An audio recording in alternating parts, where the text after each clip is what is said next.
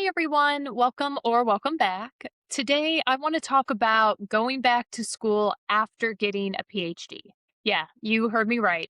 I'm going to talk about finally allowing myself to pursue the career that I always wanted. And I'll also talk about the resentment, grief, and regret that sat quietly under the surface for years until I just couldn't ignore it anymore. If you're new here, this channel is for fellow recovering people pleasers. I use real moments from my life to reflect on what worked, what didn't work, and what I'm learning as I try to deconstruct fawning and live more authentically. So, since high school, I pretty much knew that I wanted to do something that was related to psychology, specifically the criminal mind. I read the book Helter Skelter and became obsessed with true crime. From there, it really just snowballed. I got my bachelor's degree in psychology and sociology, and my professors also encouraged me to pursue a PhD because I was very interested in different constructs like psychopathy and antisocial behavior. I knew that I really did want an advanced degree. The work that I wanted to do in my future, things like giving assessments, giving evaluations, and being inside different institutions like prisons and jails, I basically had to go get an advanced degree if I wanted to do that. So after college, I worked for 2 years in a lab that studied the criminal mind. I went into prisons. I administered assessments of things like personality, cognition, and different DSM disorders too. And I really loved that work. I loved hearing people tell their stories. I thought I was relatively good at being objective, being empathic, and also professional. Though now that I kind of look back, I probably did carry more of it with me than I actually realized. It does affect you to hear all of the stories that people in prison tell you, especially about their lives and the abuse that they underwent. So during that job, I decided to apply to graduate school. I applied to mostly clinical psychology PhD programs, plus a few master's fields. And if you don't know, clinical psychology programs are extremely competitive and hard to get into. So at the time that I applied, acceptance rates were somewhere around 1 to 3%. And, even though that is discouraging, I did feel hopeful because a professor that I had worked with closely before in my undergrad years actually encouraged me to apply to her program and to work with her. But back then, and this was probably around 2015, 2016, schools really cared a lot about the GRE scores. So if your scores, especially for psychology programs, if they weren't high enough, you couldn't get funding. And that was just kind of the end of it. So this, made me anxious. And I really didn't want to even think about the GRE. I barely studied for it. I didn't take any classes on it. And I just took the GRE one time. And I did all right, but I definitely didn't do outstanding. And I'm not going to go like in a full soapbox about the GRE, even though I could. But now there's research that shows that the GRE is really a poor predictor of graduate success. It really, the only thing that it predicts is income level. And those things like test prep courses, they cost thousands of dollars. And that just wasn't an option for me or for my family. I couldn't spend money on that. So when decisions came out, I was basically denied everywhere except for a few master's programs, and I was devastated. I cried for probably a week straight. And then after that, I had to kind of figure out what I was going to do. So I was kind of deciding, do I want to just go to a master's program?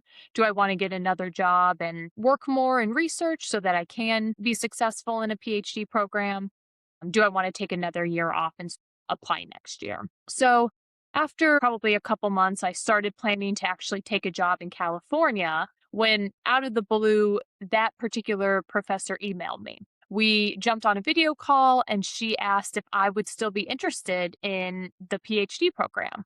But it wasn't going to be in clinical, it was going to be in the experimental department. And I had just recently gotten over my rejections. I mean, I was probably rejected by over 15 programs. And so this really just came kind of a surprise, but I was very excited because I really didn't have any other options left for a PhD program. So really, without thinking about it, I said yes immediately. She told me that I could still focus my research on criminal psychology. And, even though I was the second choice, apparently another candidate had turned down the offer and went to another school. In the back of my mind, I was like, okay, well, it's already hard to get into. So I am lucky that I can even be in a PhD program, even though maybe it's not in clinical. Really, in the back of my mind, I was thinking, well, maybe I could switch into clinical once I'm there. Unfortunately, once I got into the school and made good grades, but after a year, I tried to switch and I wasn't able to. Overall, I had a pretty good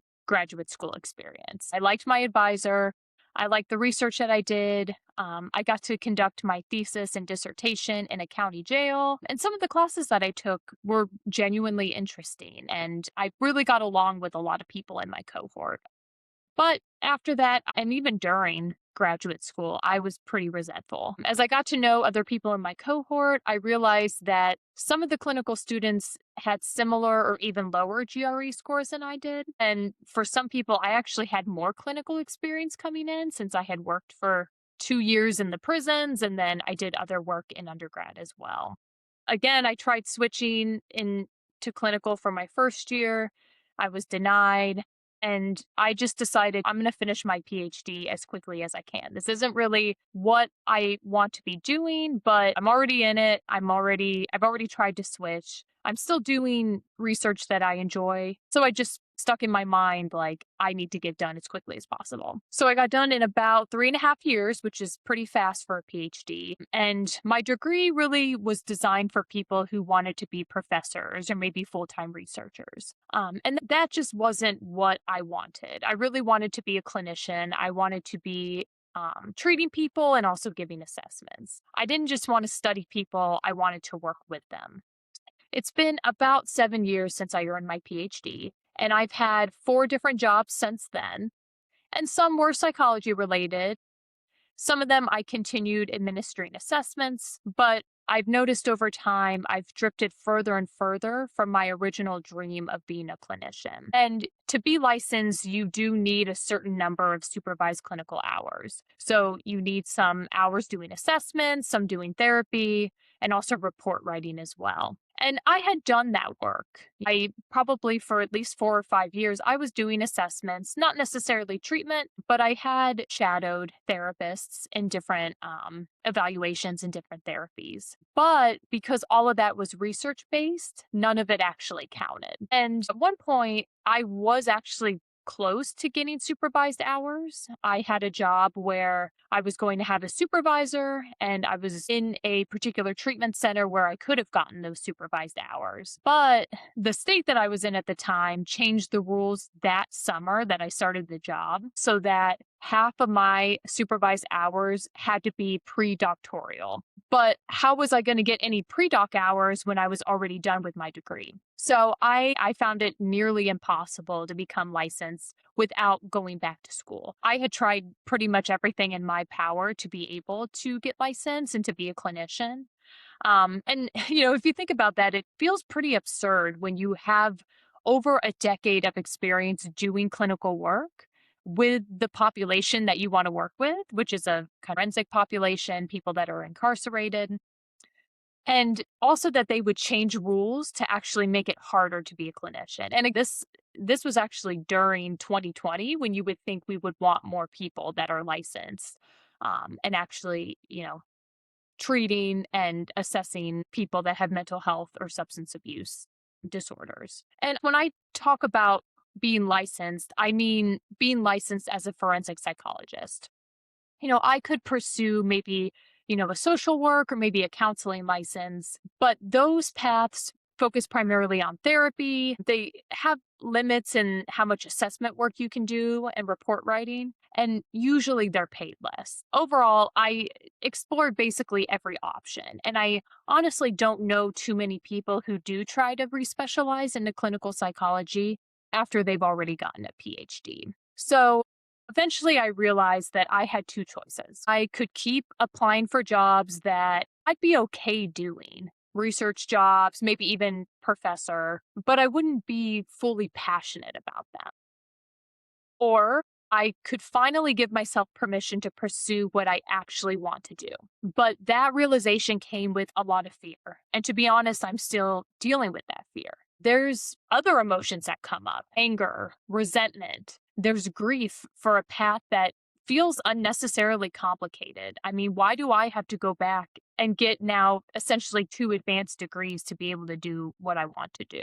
And there's other fears too, like I'm afraid of going back to school and wasting time and money. I'm afraid of the political shifts and the funding cuts for mental health and for substance abuse. I'm afraid and concerned of being older than my classmates. I'm scared of uprooting my life for something that might not work out, or that I would get a job that I actually don't even enjoy. But even though I'm afraid of all those things, I'm more tired of the jealousy that comes with not having them. It will get a gut punch whenever I see like a clinician job posting that I can't apply to because it requires a license. There's that grief that I've never really tried to pursue what I've been wanting to do for since I was in high school. And I have to remind myself that I don't have to choose just one thing forever. I can combine different careers. I can pivot. I can evolve. I can do multiple things at one time, even if it's part time or maybe consulting. And even if it doesn't work out the way that I imagine it to work out, it won't be because I didn't listen to myself.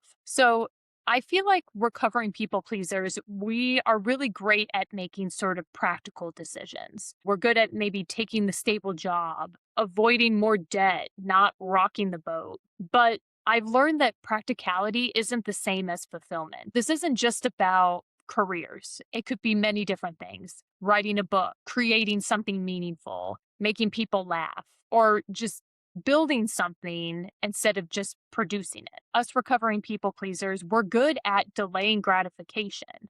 And sometimes that is in our favor, and sometimes that can be a good thing. But I've noticed that sometimes we delay our own happiness because we don't believe that we deserve. I realized throughout this process of figuring out a career, I wasn't asking myself, can I be happy? I was asking, do I deserve to be happy? And we do. Everybody does. Our happiness, it doesn't take anything away from anybody else. If anything, it allows us to show up more fully. It's never too late to start something new. People go back to school. People debut a book in their 80s or 90s. People discover passions at every stage of life. So if something is gnawing at you, something that you would regret at the end of your life not trying, you need to try it. You can pivot. You can integrate what you already know, and you can change your mind. Don't think of it as starting over. Think of it as growing into yourself. So if you're comfortable sharing, I would love to hear from you. What's something that maybe you've been delaying? And what is one small step that you could take toward it? And if this resonated, you can like or subscribe so you don't miss future reflections on boundaries and recovering from people pleasing. And thank you for being here. We will continue to deconstruct people pleasing one moment at a time.